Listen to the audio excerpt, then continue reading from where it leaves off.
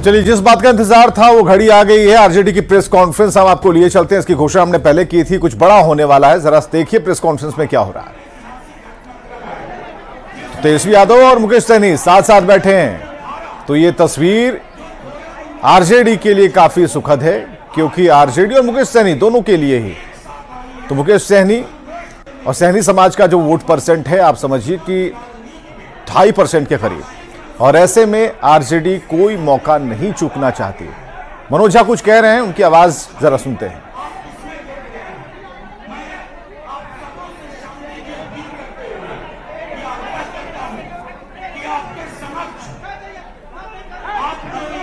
तो महागठबंधन में मुकेश सहनी शामिल हो गए हैं।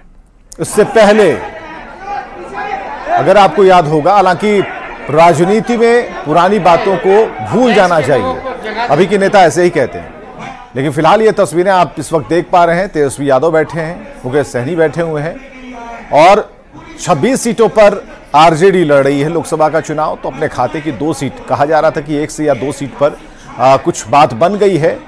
तो अगर 2 सीटों पर अगर बात बन गई है तो ये भी इस वक्त डिक्लेयर हो जाएगा, साफ ये बात हो जाएगी। मुकेश सहनी जो इन्होंने रथ बनवाया था, उस रथ के टायर ट्यूब एक बार फिर से मजबूत हो जाएंगे, और पूरी मजबूत के साथ मुकेश सहनी मैदान में होंगे। तो ये अब देखना है कि इस प्रेस कॉन्फ्रेंस में तेजस्वी क्या कहते हैं। सभी राष्ट्रीय जनता दल और वीआईपी पार्टी के सभी नेतागण और हमारे बड़े भाई मुकेश सहनी जी और सभी प्रिंट, इलेक्ट्रॉनिक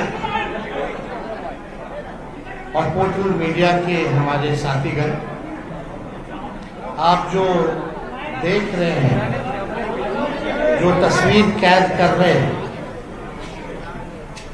वो बिहार की राजनीति में एक महत्वपूर्ण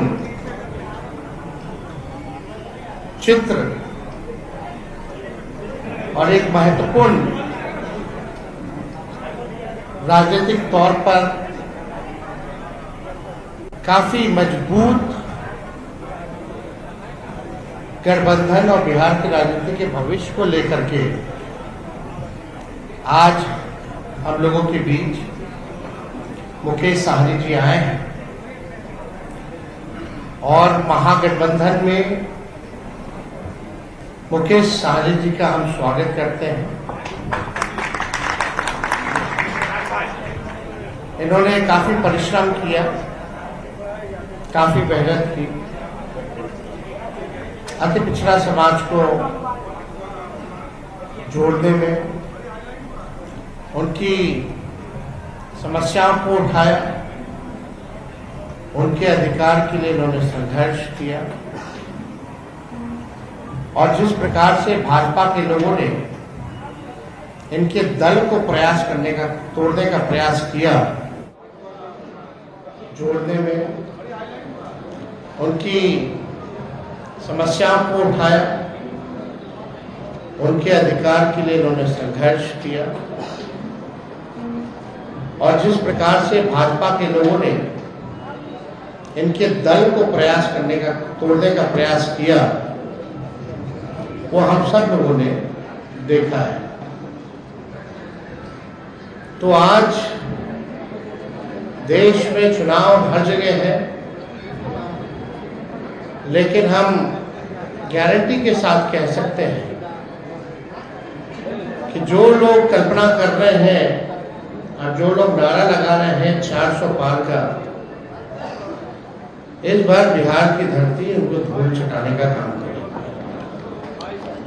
और हमने कई बार कहा है कि बिहार जो है वो चौंकाने वाला रिजल्ट देगा।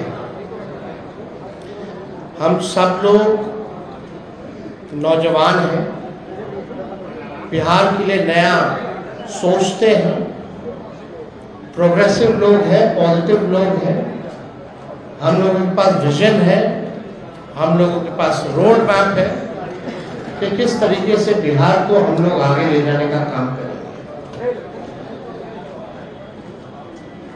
हम सब लोग देश के हालात को भी देख रहे हैं जहां तानाशाह रवैया अपनाया जा रहा है, जहां संविधान पर खतरा है। और ताजुब है,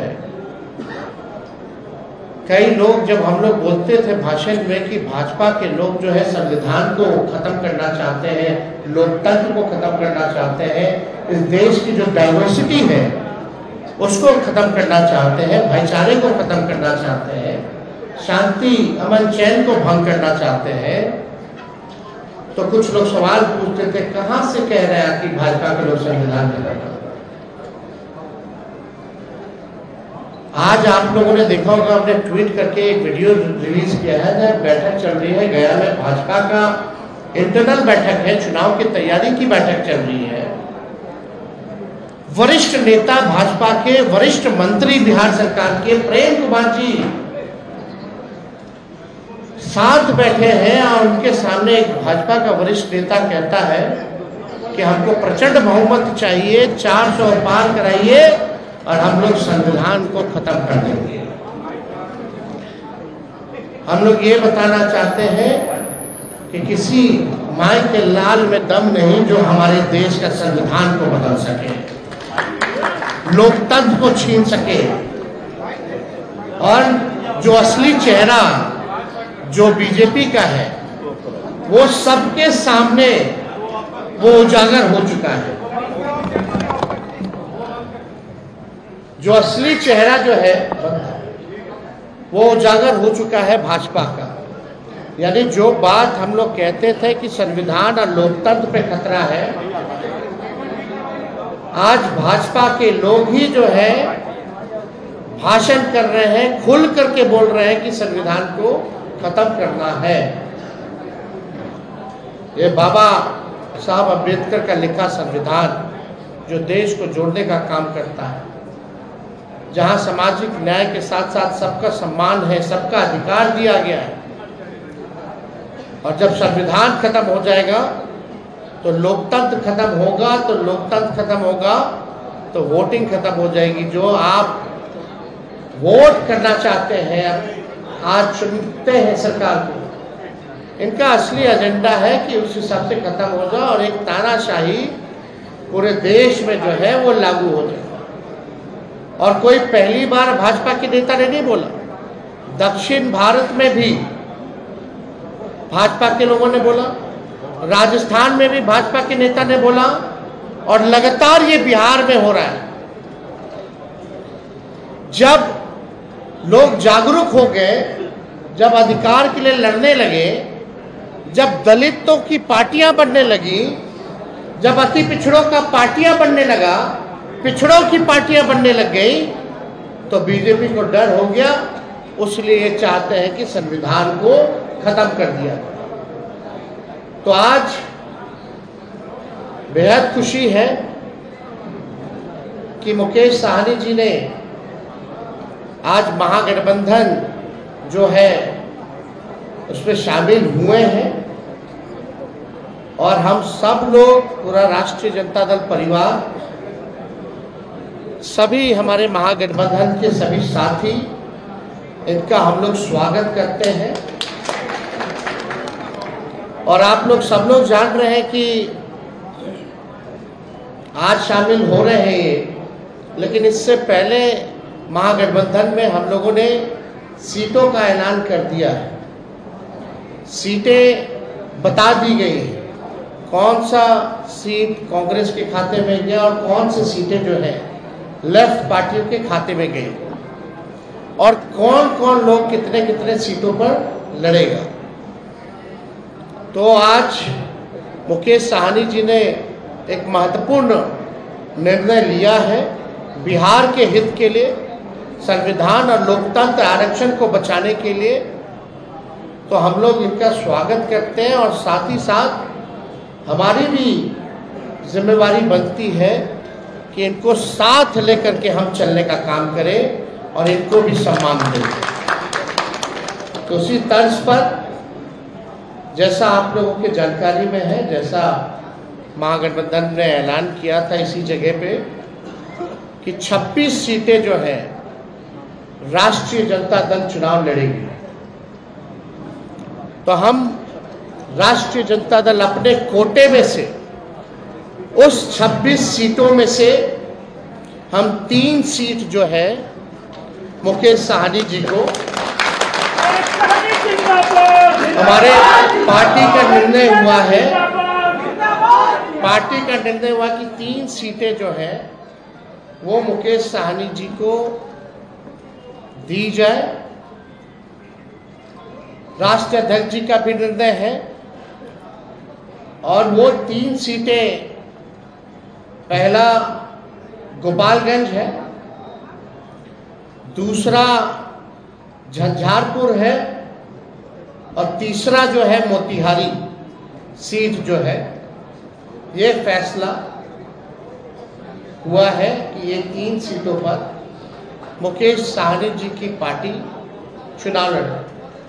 भले ही अलग पार्टी हो लेकिन हम सब लोग मिलकर के साथ चुनाव लड़ रहे हैं। यानी चाहे इनके सिंबल पे जो कैंडिडेट हो हम भी वो लड़ाई है, चाहे लालटेन पे कोई लड़ रहा हो ये इनकी लड़ाई है। और ये एक मजबूत गठबंधन आगे बिहार के भविष्य को देखते हुए केवल लोकसभा ही चुनाव नहीं बल्कि आने वाला जो विधानसभा चुनाव होगा, क्योंकि समय तो ज़्यादा नहीं रह गया है और आप लोग सब लोग जान रहे हैं कि नीतीश जी का तो जब मन है कभी भी खड़ा ले, कभी भी हो सकता है। तो हमारा जो गठबंधन केवल लोकसभा के साथ साथ हमारा गठबंधन बिहार के विधानसभा के लिए भी है और हम लोग मजबूती के साथ बिहार विधानसभा का भी चुनाव लड़ेंगे। और समय भी जो सम्मान की बात लगातार मुकेश साहनी जी करते रहे हैं, तो जिस प्रकार से राष्ट्रीय जनता दल ने, महागठबंधन ने इनका सम्मान दिया है लोकसभा के चुनाव में, विधानसभा के चुनाव में भी हम लोग इनको सम्मान देने का काम करेंगे। और ज़्यादा कुछ हम नहीं कहेंगे। अब हम चाहेंगे कि मुकेश साहनी जी जो है आप लोगों के समक्ष अपनी बातों को रखेंगे और ये जब बात रख लें तो जो आप लोगों का सवाल होगा शांतिपूर्वक आप लोग पूछ सकते हैं।